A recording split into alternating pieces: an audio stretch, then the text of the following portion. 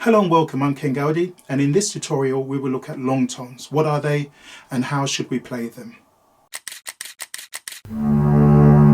So what are long tones and what do you hope to achieve? Playing long tones are designed to help you develop your sound or your tone. The way it works is that you play these exercises which consists of single notes or multiple notes. You play them, you listen intently to the sound which you are producing, you criticize that sound, looking for areas in which you can improve, then you play the exercises again, making the necessary changes to your sound, and over a period of time you will begin to see your sound or your tone beginning to change. Hopefully what you're trying to achieve is to create a pure tone. And what I mean by that is if I get a tone generator and I play a tone on this tone generator, the things that you notice is that the volume remains the same. It's always in pitch from the beginning to the end. There's no waviness in the sound, and the quality or the texture of the sound remains the same. So when you play these exercises, that's what you're trying to achieve, to ensure that the volume remains the same, that it remains in pitch, that your sound doesn't waver because of your air support, and that the texture of the sound remains the same, or the color of the sound remains the same, not only on single notes but when you change from one note to another.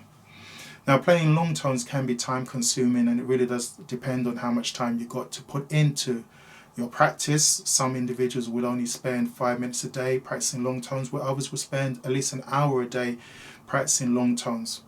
It's obvious that the more time you put into practicing long tones will determine the rewards that you actually get. Playing long tones can also be quite tedious, monotonous, boring, and so in this tutorial I've given quite a number of different ideas which you can use for playing long tone exercises. Maybe one of these exercises might appeal to you, and then you can actually play it consistently, because that's the way you're going to make progress, is by playing these long tone exercises every day consistently over a long period of time. So let's look at some of these exercises. The first exercise consists of playing single notes. Start by choosing any note in the middle of the saxophone, like a G, A, B or C.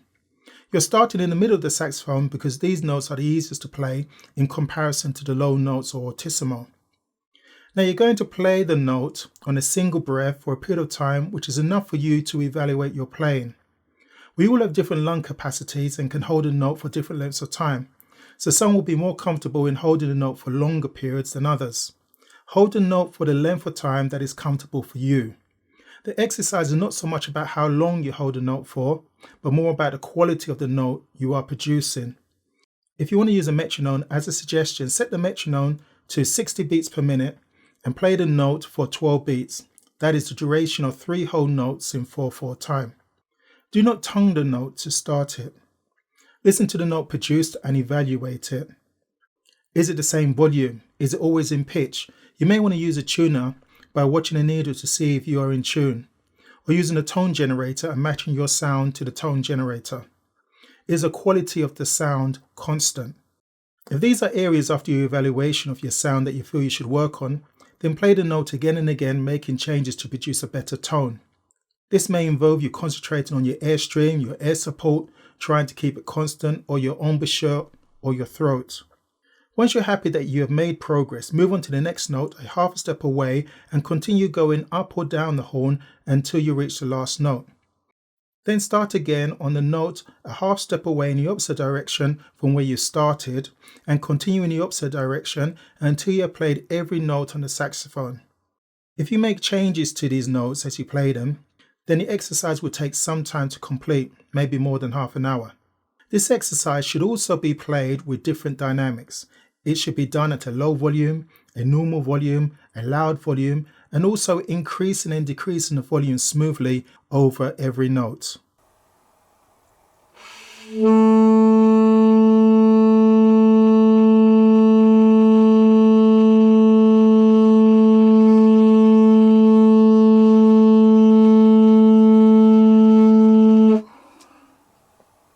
Here the person started correctly with a breath attack, but quickly noticed from the tuner that they were not in tune, and so relaxed their embouchure and in so doing lowered the volume. Once they were in tune, they were able to maintain it for a period of time, but soon had problems as they began to run out of air, more noticeably at the end. This person should then repeat this exercise concentrating on the air support, making sure that they have enough air to complete the task and being able to release that air at a steady pace.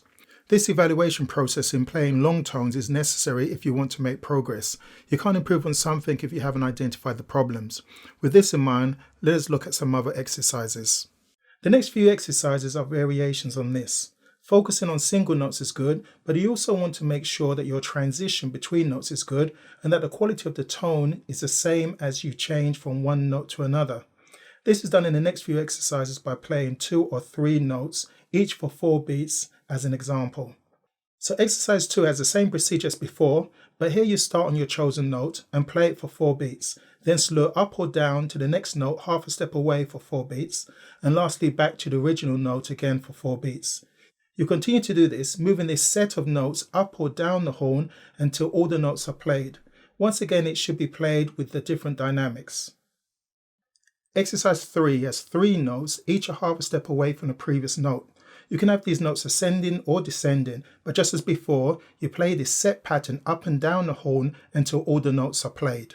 The fourth exercise still has 3 notes, but this time the first note and third note remain stationary, and it is the middle note that changes by half a step, either up or down the horn. So what you are in fact doing is playing intervals, increasing intervals up the horn or down the horn. The fifth exercise consists of 2 notes an octave apart. So you start by playing your chosen note, then its octave, then you either move up or down half a step and play its octave, and you continue doing this up and down the saxophone until all the notes have been played. As you can appreciate, playing long tones just using a single note, 2 notes or 3 notes can be time consuming and quite boring. So the next few examples consider looking at long tones in the context of many notes such as a melody. In exercise 6, we incorporate the long tones within a slow melody.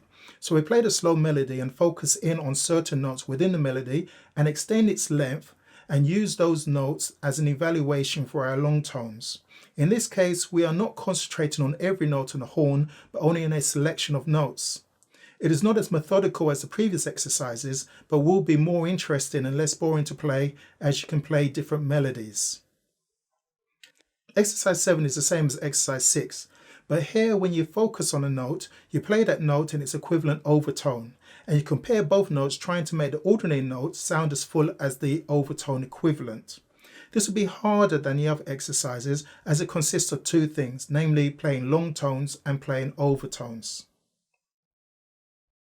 Exercise 8 consists of 2 things also, playing a melody or phrase and focusing in on certain notes as before, but once done, transposing the melody in order to focus on another note in the same place. So for example, the beginning of Equinox has a few long notes which we can focus in on as long tones. Then the phrase could be transposed again. This will take away some of the monotony of playing single notes. You can create your own long tone exercises. For example, the first few exercises had 3 notes close to each other, which were slurred and played in one breath. Here you could choose whatever notes you wanted to play. So instead of playing 3 notes close to each other, you could play triads in all of their inversions, or even scales played slowly in groups of 3. Lastly, remember it's not just about playing notes, it's more about focusing in on those notes and evaluating its tonal quality. It's about trying to improve how you sound, and so you should take your time on these exercises. Well, I hope you found this video informative, and I encourage you to create your own long tone exercises, something that you're happy to do each and every day in your quest to develop your own sound and your own tone. If you're not a subscriber yet, then consider subscribing. I'm uploading videos like this all the time. Once again, let me thank you for watching this video, and I hope to see you soon. Bye bye.